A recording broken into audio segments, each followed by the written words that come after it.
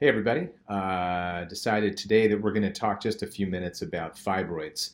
A lot of questions recently about management and treatment of leiomyomata, or uterine fibroids is the more common term. These are benign, non-cancerous tumors that are often found in the uterus. They're either found in the uterine cavity, in the uterine muscle, or on the exterior part of the uterus. We call that subserosal. So they can be in a number of different spots. And depending on how many fibroids you may have, the number, the location, and the size, that oftentimes will determine the recommendation by your doctor on how these tumors should or should not be treated. The reason I say should not is because if they're not causing any symptoms, it may be reasonable just to really watch them, and we can do that with either ultrasound or clinical exam or MRI. MRI is a bit more expensive, but definitely has a bit more sensitivity and specificity when we're really looking to know exactly where the fibroids are.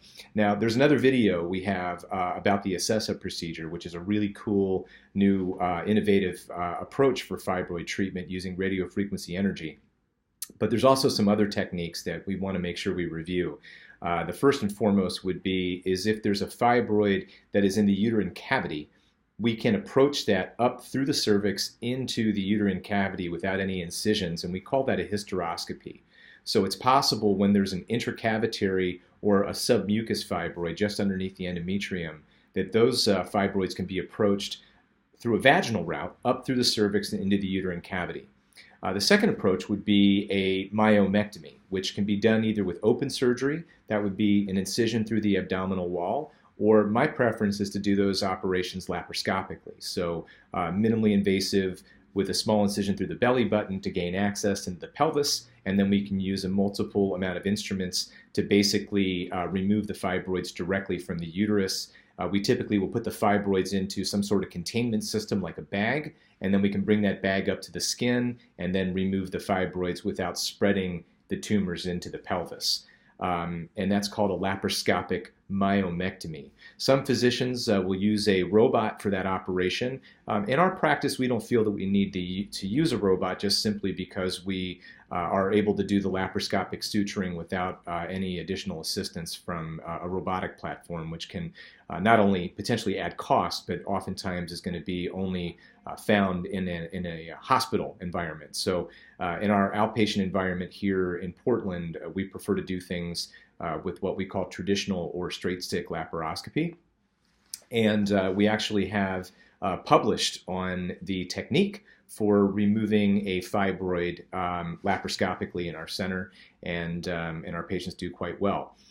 There is, or are, I should say, a couple of more options to think about, or at least things that you may find if you do your own research on the internet. One is something called UFE, or uterine fibroid embolization. This is typically a procedure performed by an interventional radiologist, and the idea is to identify the blood supply to the fibroids and then try to block that blood supply using small pellets or beads that can be placed. The downside of that, of course, is that it doesn't directly treat the fibroid, it treats the blood supply to the fibroid.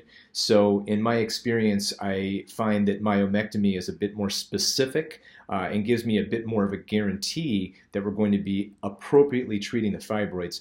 Acessa similarly directly treats the fibroids as opposed to the blood supply, but there are many patients that experience uterine fibroid embolization that are quite pleased with that procedure, and there are physicians in the Portland area that do perform it.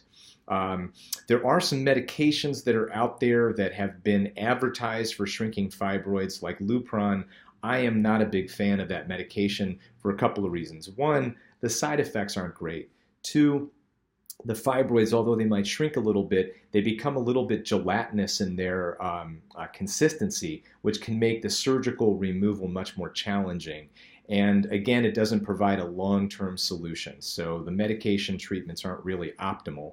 And in some cases with very large fibroids, we may need to perform larger incisions to remove the fibroid tumors. And of course, there's also the option for hysterectomy. For women that are not looking to have any more pregnancies, where the fibroids are causing symptoms like pelvic pressure, pelvic pain, or heavy bleeding, hysterectomy may be a reasonable solution, and I have some other information, of course, on our website about hysterectomy. And as always, you can call our office or you can email us directly if you have more questions about fibroids or the treatments available at our facility here in Portland. Thanks for your time.